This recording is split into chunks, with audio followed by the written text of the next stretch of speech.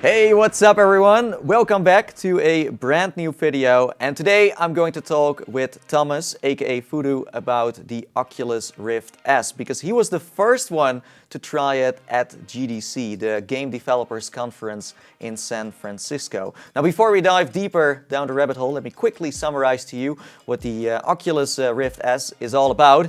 As you may know, this is a PC VR headset, and it's a collaboration between Oculus and Lenovo. It has a 1440 LCD, runs on 80 Hz, does inside-out tracking with 5 onboard cameras, uses a Halo strap, got inbuilt audio, has no manual IPD adjustment, and comes with updated touch controllers. And it's coming out soon, by the way. That's right. Very soon, this spring. Yeah. So you were the first one to try it. You were the chosen one. Tell me more. Right. How did you become the first one in line? So I think that was German style. I just stood up very early, and I really didn't. Nobody knew that Rift S would be announced, but I just updated my Twitter all the time and the Oculus blog, and then wow, it is announced. And then they said where you can try it, and I just ran there, and there was nobody. There was just nobody because it was 1.5 hours too early. And what else should I do? I just stood in line and waited for 1.5 hours, and then I was the first one. Yeah. Well, you knew they were going to announce something, but you didn't know exactly what it was going to be. That's right. So you were waiting for the big surprise. That's correct. Super smart. I mean, who else did that? No one. That's correct, yeah. They were just preparing the whole booth and stuff. Oh, imagine. It was awesome. Imagine all those jelly faces. My days. That's right. So let's talk about the Oculus Rift S, because you were the lucky one. And let's just start off with the design. What do you think of the overall design of this HMD? Yeah, so to be honest, I think it's pretty okay, because I was one of the few guys that didn't really like the old Rift, because it was not comfortable. It hurts my face, and also the lenses. I think they were not good for my eyes. However, and this one looks better and feels better, in my opinion. So the comfort is really good for me because of the Halo thing and stuff. And I was really surprised. And when I compare it with the comfort and lenses, I would definitely replace my old Rift for that. Yeah. That's interesting. And also the strap that goes over your head. That's an extra they added. That's the first time I saw something like that. Yeah, that's right. Yeah. That totally adds up to, the comfort in a way. Yeah. So the weight is spread on your head, and this feels just great. Yeah. Mm-hmm. So in the end, you're saying, like, I don't really care about the design. It's more about what happens inside. And yeah, sure. I agree. Although I do also think that for consumers, it does need to look appealing and in some way at least. Like the Pimax with this blue. Well, it's definitely popping when there are lights on there. I'm always supporting RGB on headsets. Hopefully that's going to happen more in the near future. And its build quality, did you feel it was a solid? Yes, yeah, definitely. It already felt at this as this is the final product. That was no prototype. I think this is the final version, and it could be released now, I think. Yeah, so it didn't feel like a prototype at all. No. So design, VooDoo approves. Comfort is also good. Approved, yeah. Of course, you haven't tried it for hours. How long was your demo? I think that was like 15 minutes or something like that. Yeah. And then they stole it from you. Yeah, that's how right. it felt like. I played Asgard's Wrath first time. And that was really the game is really good. I can really recommend this. Nice. Yeah. Okay, so let's go to the next subject, and that is tracking, because this is an inside-out headset. That means that you do not need sensors anymore. It just scans your environment, and then it places a space for you, a virtual one that you can walk around in. Yeah. So the Rift S has 5 cameras. So that's the first headset that I've seen that has 5 cameras. So the Vive Cosmos has 4, I think, and the Rift S has another additional camera on the top. I've never seen that before, and this is really cool. And I really try to kill the tracking in any way. So I put my controllers behind my back and stuff, and to try to kill it. But it was really perfect. Even if your controllers are very close to the cameras. Yeah, that's right. You can put it wherever you want, and it's good. I did really not expect that, because I have like all mixed reality headsets at home. You see that in the background. Yeah, it's crazy. It's like a museum. Which ones do you have? Do you know them by name? All of them? Yes, of course. We have another hour to explain that. Yeah, you're like the guy who catches them all. That's right. It's amazing. No, what I want to say, I didn't expect that, because the other mixed reality headsets don't have such a good tracking, because when you hold it like behind your back and then the tracking is they gone, have like two cameras in front, and that's only, it. There is no mixed reality headset at the moment that has more than 2. And it's easier to set up. I think that's the most important factor about all of this. You don't need to, let's say, rape your walls and ceiling with holders for your sensors. That's all out of the way. So you can play wherever you want. At least if you have a laptop, you're not gonna drag your PC on a little skateboard or something. That's right. And the only thing you have to connect is a DisplayPort and USB 3. So that's everything. So no HDMI. That's out of the. Yeah. And then field of view. Tell me more. Tell me more. That was the only thing I was pretty disappointed. Okay. Because when I had it on my head, it felt like it's smaller than the Vive or the Rift. And the problem is that everybody feels different. So the developer says it's bigger, it's a little bit bigger than the Rift.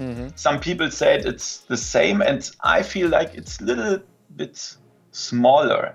So yeah, that was a little bit disappointing to me, because I really love big field of view, because I have the Pimax and stuff. Yeah. You own like 6 Pimax headsets. I think so, yes. Don't deny it. I know it. I have the same issue here. Too many headsets. I'm drowning in HMDs. But let's say if you would be a consumer who buys its first headset, I don't think that's going to be an issue then, field of view wise. Or is someone going to be like, oh, this really looks like a pair of ski goggles to me? Yeah, no, I think that's not a problem. If you don't know what to compare with, it's totally fine. I had no problems with playing Asgard's Wrath with this smaller field of view. It was still much fun to play. Yes. So I think it's fine. It depends. If you are a VR enthusiast and field of view is something super important for you, then of course you should care.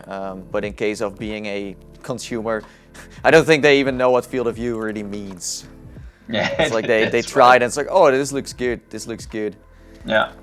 Yeah. And so you also have a button on the bottom of the headset to change the distance between your eyes and the lenses, like with the Vive. So that's cool for people that wearing glasses. That's handy. So glasses will be able to fit in there. Yeah, sure.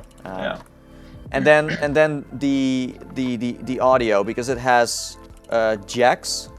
Right? Yeah. So you can use your own pair of headphones or use the inbuilt audio. That's like a similar strap to what the Oculus Go has. That's right. Yeah. The sound is like the same with the Oculus Go. It's definitely not the best one. It's not as good as the old Rift, but of course there are only 2 little slots where the sounds come out. So that's not as good as the old Rift. But yeah, you can use your own headsets. And there was even a rumor that Oculus will give some accessoires to put real phones on the Rift. Yeah. I heard about that too. Yes, that would be nice for sure. Yeah, I'm curious who they are going to collaborate with. Hopefully it's Sennheiser. I love Sennheiser. Yeah, that would be awesome. That's right. Yeah. some top-notch like $500 attachments. That would be something, right? So then the resolution, because it's using an LCD, and not OLED, and this is a big discussion right now on the internet. What do you think? Yeah, so of course I'm also a big fan of OLED, and I was a little bit disappointed of that as well when I played Asgard's Wrath. So the first thing I saw was a main menu of the game, and that was completely black. So that was first disappointing with the LCD, of course, because it was not black, it was like a little bit gray or stuff, as you know from the Oculus Go. So if guys really like OLED, then this could really be a problem. I'm not sure, but when I started to play Asgard's Wrath, the first 10 minutes, I totally forgot about that. So because of the cool screen door effect, so you still see the pixels. I would say it's like with the Vive Pro, or perhaps a little bit better, or something around the Vive Pro, with the screen door effect. So it's really much better than the old Rift, I can tell you that. So it's also sharper then? Yeah, sure, definitely, yeah. So and God rays? Have you seen No any? God rays, no.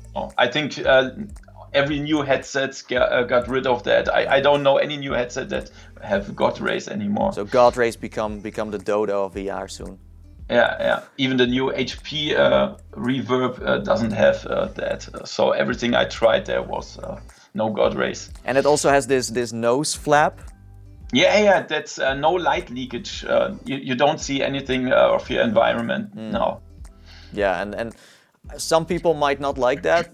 Some people will. That's right. But as far as I know, usually you can just pull them out. Some of them are not even attached with glue. It's like something that gets pushed into the headset. So maybe that's something you can customize. Yeah, sure. I didn't try that. I didn't want to rip it off. No. You should have stolen it and then, like hiding in a dark alleyway and then tearing it apart, seeing what's in there. Yeah, that's right. No, that's what everyone wants to do. Something else I gotta talk about is the IPD, because this Rift S has no IPD adjuster, no slider like the Rift has.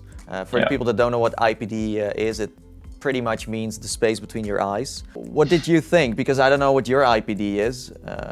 Yeah, I have 60 millimeters. Yeah, and the old Rift has the slider, and I had more problems with the old Rift. Oh. That's very strange. Okay. But this is only for me, I think. I'm one of the very few guys that had problems with the old Rift. But yeah, I have 60, and I didn't have any problems with that. But I know there are people that had problems with that. So yeah, if you have, I think the standard field IPD is like 64. Something around that, and if you have 64, then of course you don't have a problem. But if you have like 70, that could be a problem. Could be really a problem, or something like 57 or 58 could be a problem. And this would result in people not being able to see the image sharp. Yeah, the image sharp and strange 3D effects sometimes. And it could cause an eye strain too, I heard. That's right. Yeah. So in that sense, it's not an all-round headset. Yeah. I think I would recommend it for people that have from 60 to 68 around this. Yeah, but like when you buy this headset, when it's in the stores or online, how the heck are you even going to figure that out? Like, I don't think Oculus is gonna be like, hey, listen, if you have this IPD and this IPD, you should get it. So a lot of people are going to buy it, and they might get a little sick, and they might get eye strain, and then it's a bad experience for them. They might return it and never get another HMD. I do feel like Oculus should be more responsible with this particular headset and educate people before they buy it. That's correct, yeah. I think you can there's a slider in a software IPD, but I didn't see that. They didn't let me go into the menu and stuff. I'm going to correct myself. I think every company who's selling a headset at the moment should educate consumers, because there is so much confusion that it's so important. It's so important. The cable. This is something I haven't heard many people talk about. The cable length. Is it? Oh, I didn't. I think it's like 4 meters, but I'm not sure about that. I I do didn't know, I try. do know for a fact it's longer than the Rift cable. Yeah, I think I could be like 4 or 5 Yeah, meters, 4 or 5. but not longer. No, no, no. Imagine having it even longer, then you could go downstairs, go upstairs, go everywhere, and still play your favorite games and experiences. Yeah, that would be No, cool. but longer cables are always welcome. And I'm also personally happy they are still sticking with cables, because I think wireless is fun, it works, it's solid, Yeah. but it's not ready for a regular consumer yet, I Yeah. feel like.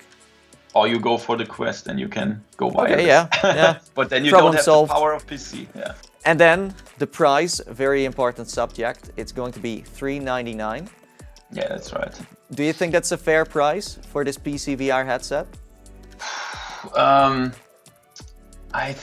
I expect it to be a little bit cheaper, to be honest, like $299. But yeah, you have a better screen, but you don't need the sensors anymore. So I don't know why this is even more expensive than the old Rift, to be honest. It should be like $299 in my opinion.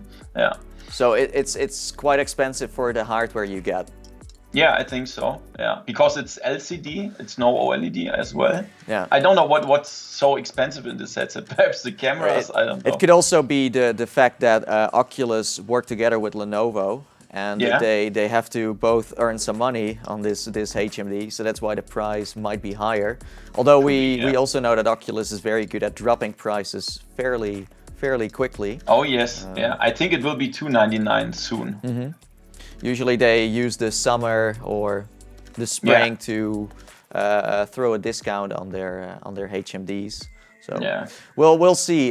Time will tell. So you would say that this headset is a great one for consumers to buy? Yeah, sure. It's a good all-round headset for me. So you can play every game with that, and it's also for beginners. It's cool. Yeah, I also think it's a good starter's Yeah. kit. Plus you get the Oculus ecosystem with that, and then they fund a lot of games. So you are going to play some epic stuff on it too. Yeah. Now, on the other side, do you recommend this to VR enthusiasts? No, I would definitely not replace my Pimax for that. So because of the awesome field of view, and no, I also no, no, I don't want to replace that, and also not recommend that for enthusiasts. No, In general, not. in general, not. Yeah. But it still depends on what headset they own at the moment, of course. Because you say Sure. Pimax, and then this is like a very high-end Yeah, that's right. headset that cannot be really replaced by any HMD at the sure. moment. Yeah. But let's say you own a Rift now for 2-3 years, and Yeah. it's kind of running on its end.